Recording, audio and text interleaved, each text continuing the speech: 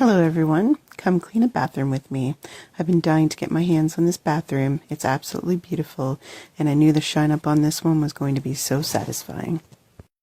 I'm starting by spraying down the tub and the toilet with RYD Bath Bright and letting it dwell. Giving your cleaner time to work means you don't have to. And before I touch any wet cleaning, I always high and low dust first. Clean should always be done top to bottom, so dust, cobwebs, and hair don't fall on freshly cleaned surfaces.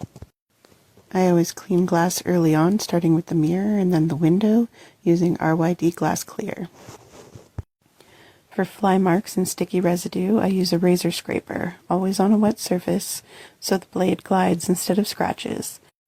This is my favorite scraper because it has a metal blade on one side and a plastic blade on the other, so there's a safe option for every surface. I'll link it in the comments. This is RYD Stain Sponge, a melamine sponge. These break down as you use them, but you can slow that by applying even pressure across the sponge. I do that by placing a microfiber cloth over top, as shown. I'm using the sponge to clean the trim and white window frame. Always test melamine on a small hidden area first. It cleans like very fine sandpaper and can scratch some surfaces, including paint. A window track brush is perfect for getting into tight crevices between panes and around locking mechanisms. I'll also link that in the comments. For the vanity countertop, I'm using RYD All Clean because it's stone safe. Bath Bright is safe on most counters, but it's more acidic at about 5.5 pH, so when I'm unsure, All Clean is the safer choice.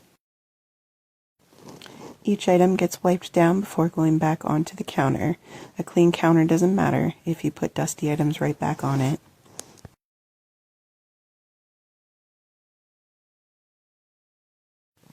And now I'm doing the other side of the countertop, and like always, I go back over it with a dry microfiber after. And now back to the tub. Bath Bright has been dwelling for about 30 minutes now, loosening soap scum and build-up. I always work top to bottom, starting with the rim and the fixtures. Handheld shower hoses collect a lot of soap scum in the grooves, and it's something many cleaners skip. It makes a huge difference when it's clean. And once again, finishing with a dry microfiber for that professional polish. Giving everything a good scrub. I did fully rinse, wipe, and dry the tub. That part just isn't shown here. Onto this incredible toilet. It's been dwelling for about an hour now. Some buildup came off, but no cleaner is going to remove all of this on its own. This is mineral scale caused by well water combined with urine over time. They literally bond together and harden like a stone. This toilet hasn't been flushing properly, so that is why it hasn't been used and was able to build up like this. Many cleaners will use pumice, but porcelain has a glazed finish, and pumice creates micro scratches you can't see, but those scratches leave a porous surface underneath, and the stains return faster and worse. Instead, I descale using a plastic scraper. This is the other side of the razor I mentioned earlier. It removes buildup without damaging the glaze. Now that the bowl is clean, I spray Bath Bright over the entire toilet top to bottom and wipe it down. I'm using paper towel here, but sometimes I will use a microfiber cloth that is ready to be retired. This blew my mind. Once you pop the caps off the toilet seat, it slides right off without tools. This is an older seat, and the newer ones pop up instead, but either way, it makes cleaning so much easier, and I will link a similar one in the comments. The sides and base of the toilet collect dust, and urine and condensation make it harden over time. Always check every angle. Missed areas stand out once everything else is clean. This took a bit of scrubbing, but it made for satisfying results. Just look at that difference. And finally, the floors.